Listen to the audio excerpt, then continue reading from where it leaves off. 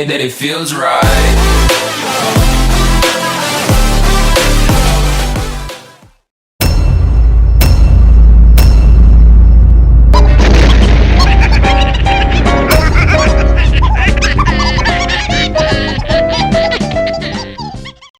All you do is eat and sleep.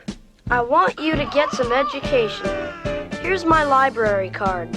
Why don't you go down there and take out a few books? It's time you learned how to do something besides eating and sleeping. Because all dogs act like humans should get an education. You can't use someone else's library card to check out a book unless the card user is present, much less a dog. You two better settle down. The owner of the cat next door just called. He complained about the racket you two were making. He says it's upsetting his cat. So it's not bothering the owner, but instead his or her cat? That doesn't make any sense. What? And now he's going to give us a show? That's right. He's built a stage and everything. Wait, you're telling me one dog built all this? What kind of hocus pocus is that? Are some of these kids booing Snoopy? I can't tell whether or not this kid is just pointing out that the magic is fake or that the rabbit is Woodstock. If so, we just saw Woodstock go off the stage and suddenly appear in the hat. Either way, it's still a sin. These bunny ears were just two separate ears, but now they're transformed into a cap with ears. Fake! Fake! Yeah! Fake, fake, fake! Fuck up! Thank you. How odd that years later this hand gesture would be a reference to a sexual act. As you can see, the stick went all the way through the box, but the volunteer jumps out of the box as it went completely through. So in other words, it should have went through him too. He's holding his butt as if it stabbed him there, but as you can see, as he went into the box, he was sitting down, so it should have stabbed him in the shoulder. What? How? Why? I have so many questions! I will count this as a sin because it's hard to tell whether or not he actually knows what they're holding, because all we know, he's probably not whispering the right things into Marcy's ear.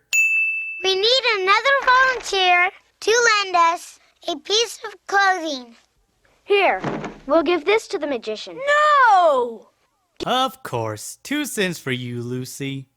The reason why this trick didn't work is because usually the piece of clothing that the magician uses is usually one that he already has. This is bound to be the most awesomest trick that I ever seen Snoopy did. Heck, even Marcy doesn't even know how he did it. Not even Snoopy either. 1 cent removed for that. Good grief! Rain! Did anyone knew it was gonna rain today? Doesn't anybody read the weather report in the newspaper? If the animators were gonna cover Charlie Brown in dry dirt, they could at least left some dust still on him after it cracked and fell off. How can a doghouse have an electrical outlet for Snoopy to use this hairdryer? This necktie all of a sudden gets longer. All right, Beagle. Here's your magic book. You made Charlie Brown disappear. You better make him reappear. Now you start figuring out how to make him visible again, or I'll pound you. Did Snoopy somehow make a stairway to Charlie Brown's cellar? I mean, it's impressive, but it doesn't explain how he did it.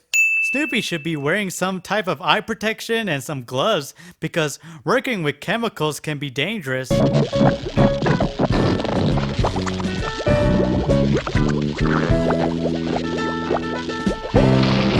See what I mean?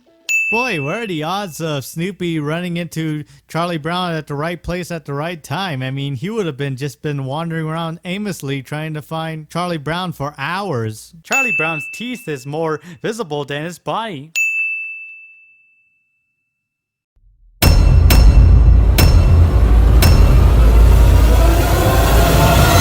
That's why they need the magical amount.